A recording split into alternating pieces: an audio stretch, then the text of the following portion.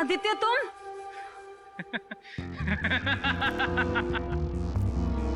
वाह रे मेरा नसीब वाह।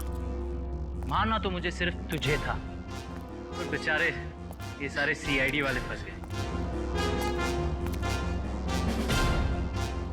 आदित्य मैंने तुमसे प्यार किया था, मैंने तुम पे भरोसा किया था, तुमने क्यों किया ऐसा? बदला, मुझे बदला चाहिए तुमसे। मैंने तुम्हारा क्या बिगाड़ा है आदित्य? तुमने नहीं, तेरे बाप ने। रवि और कविता ने एक छोटी सी जगह, एक प्लॉट के लिए मेरे परिवार को मार डाला। और अब मैं तुझे मारूंगा और इन सबको भी। आदित्य नो, तुम ऐसा नहीं कर सकते। ये रिमोट देख रही हो? इसको दबाते ही तुम सब लोग ऊपर उठ जाओगे। नहीं आदित्य, आदित्य नो, आदित्य मत करो ऐसा, प्लीज डोंट डू दैट। चलो boys. Aditya no, Aditya please मत जाओ, आदित्य। पता है, मेरे माँ बाप भी ऐसे ही तड़पे थे और चिल्ला रहे थे। तेरे बाप ने एक नहीं सुनी।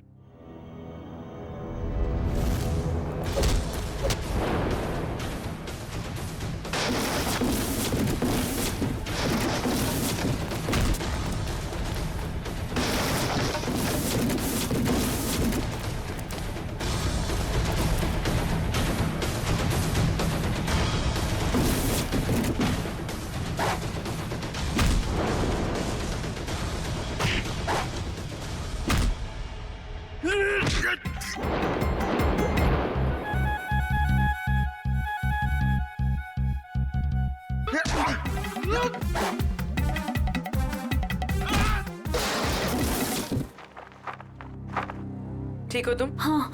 चलो।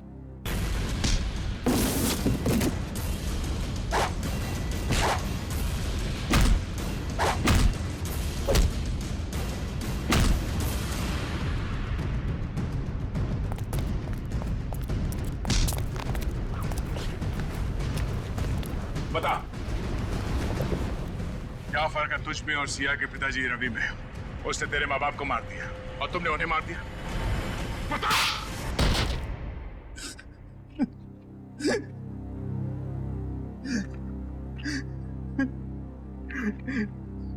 मैं और क्या करता सर? बदले की आग ने मुझे अंधा कर दिया था। मगर सर, आप तो बेहोश थे, आपको होश कैसे आया? तुमने मुझे बेहोशी का इंजेक्शन तो मारा, पर वो दवाई मेरे शरीर के अंदर नहीं गई। और इससे पहले कि तुम मुझ तक पहुंचते, मैंने सिरिंज से वो दवाई निकाली और फिर वो सिरिंज अपने शरीर पे लगा ली। तुमने सोचा कि मैं बेहोश हूं, मगर मैं होश में था। और तुम्हारे बारे में तो हमें पहले ही पता चल चुका था। हाँ, आपको कैसे पता चला? हमने तुम्हारी पूरी कुंडली निकाल ली थी। कमल मर चुका है और लोगों ने जिस आदमी को देखा है वो दिखने में, उसकी चाल डाल और कपड़े पहनने का स्टाइल आपके बेटे कमल जैसे कैसे हो सकता है? सर वो नहीं पता। हाँ, लेकिन हुड वाले जैकेट पहनना मेरे कमल को बहुत पसंद था सर। वो अक्सर जैकेट पहने ही रहता था। सर, कमल के कॉलेज के टाइम्स के सर वीडियोस और फोटोग्राफ्स हैं सर हमारे पास। हम वो देख सकते हैं? जी सर।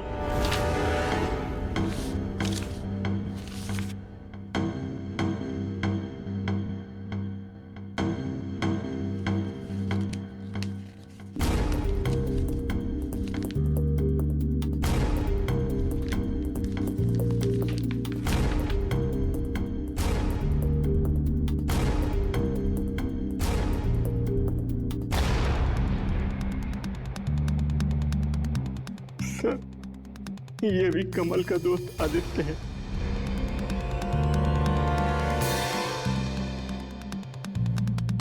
ये बात है सर।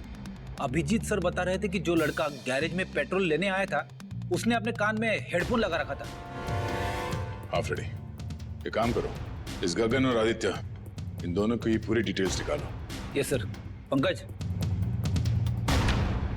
सर, पीटर रेडी है।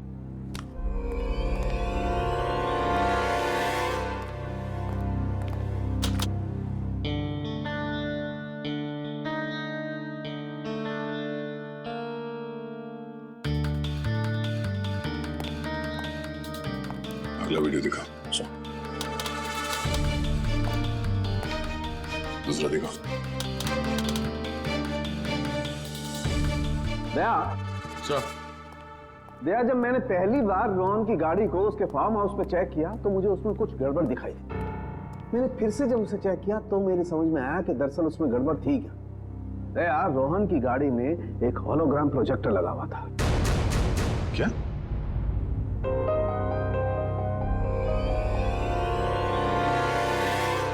सर, उन विक्टिम्स ने बिल्कुल यही सारे हवा बताए थे उस गायब होने वाले आदमी के बारे में जो इन वीडियोस में है।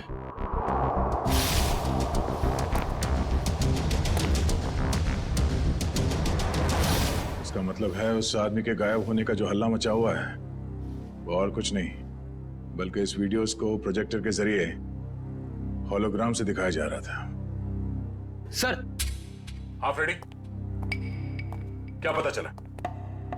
सर, आदित्य के परिवार को रवि और कविता के कंपनी वालों ने ही मारा है। और सर, जिन लोगों पे हमला हुआ था वो रवि और कविता की कंपनी में काम करते थे। इसका मतलब है ये सारा खेल तमाशा आदित्य का है। और जैसे ही डॉक्टर सालुंके ने कंफर्म कर दिया कि तुम्हारी कार में होलोग्राम का प्रोजेक्टर लगा था, हमें समझ में आ गया कि तुम्हारा प्लान क्या है। पापा सही बोलते थे, तुम प्यार करने के लायक ही नहीं हो। अरे तुम्हारा बाप कौन सा दूध का दूल्हा था? हाँ? और तुमने भी कानून की मदद लेने के बजाय कानून को अपने हाथ में ले लिया। अब अपना ये होलोग्राम वाला करतब कैदियों को दिखाना जेल में। फांसी का ऑर्डर आने दो।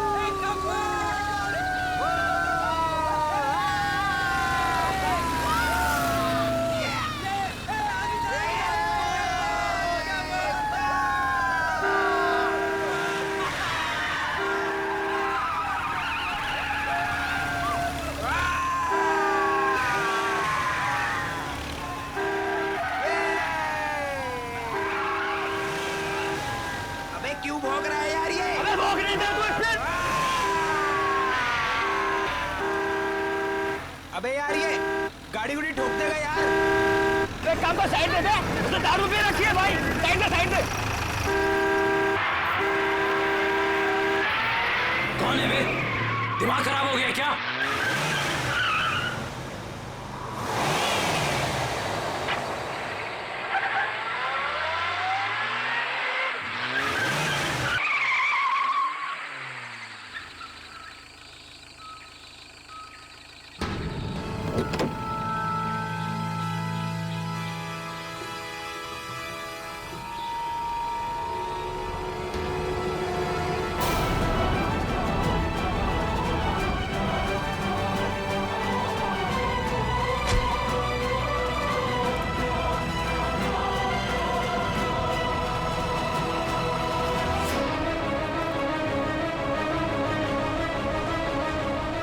अबे हंस क्या रहा है बे?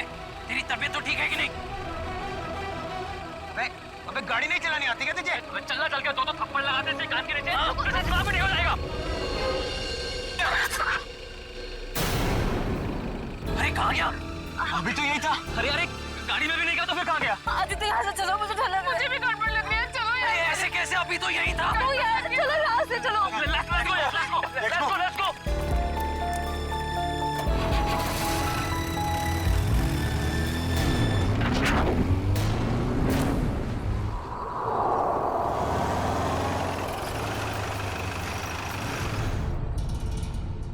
लो, आ गया तुम्हारा घर।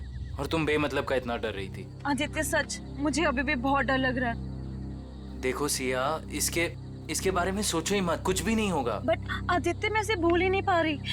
अगर वो हमारे पीछे पड़ गया तो? सिया, ये बेकार की बातें अपने दिमाग से निकाल दो प्लीज। और प्लीज ये बात किसी को मत बताना। लेकिन सनी, कैसे भूल जाऊं? लेकिन कुछ नहीं सिया, बस तुम ये सोच लो कि हम लोगों ने कुछ देखा ही नहीं। कैसी बातें कर रहे हो गगन?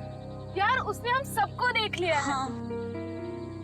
और सिया, तुझे याद है ना, वो हमें देखकर मुस्कुरा रहा था। सिमी, तुम इसे हिम्मत दिला रही हो कि तुम इसे और डरा रही हो? देखो सिया, तुम आराम से घर जाओ। सिया! पापा, तुम घर जाओ। मुझे जिस बात का डर था वही हुआ। सिया, तुम जाओ। Bye guys, bye bye guys.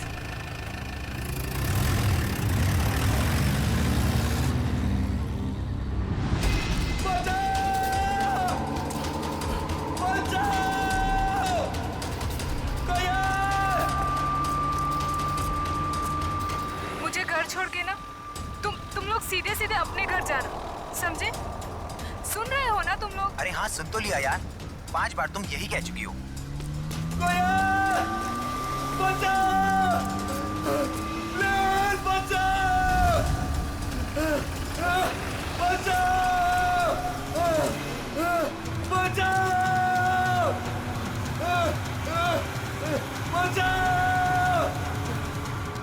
ये तो वही गाड़ी है ना? हाँ यार। अरे यार, ये कर क्या रहा है? ये इसको मार देगा यार।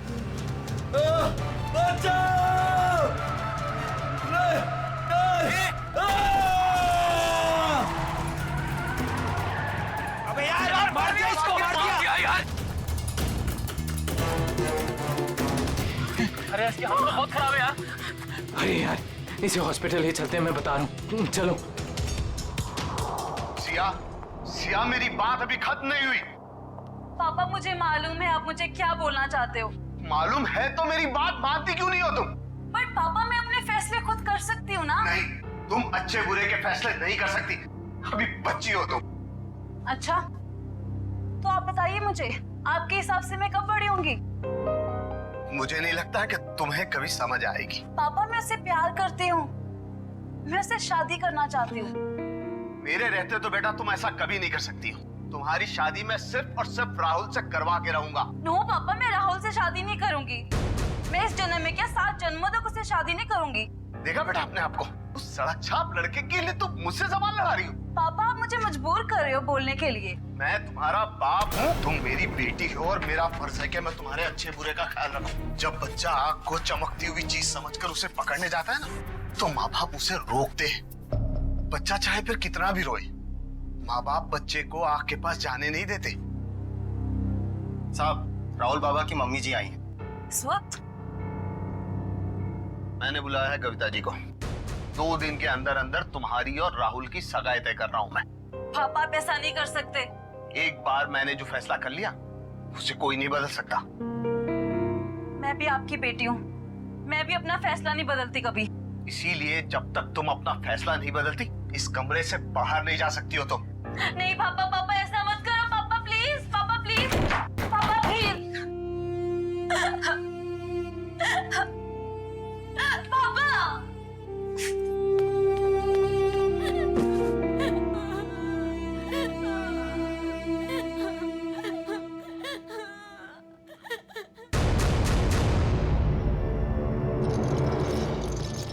Come on fast.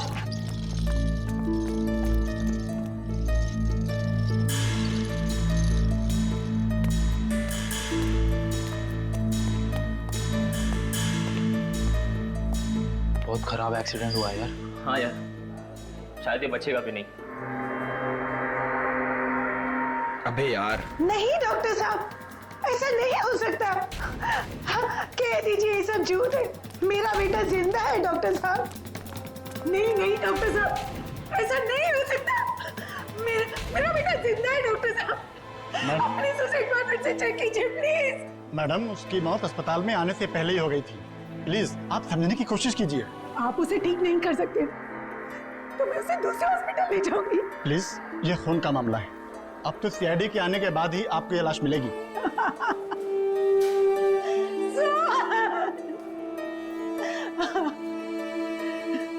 मैं उस खूनी को नहीं छोड़ूंगी, उसने मुझे बेसहारा किया। कुछ भी हो जाए मैं उसे नहीं छोड़ूंगी। वो आत्मा हो या जो भी, मैं उसे नहीं छोड़ूंगी।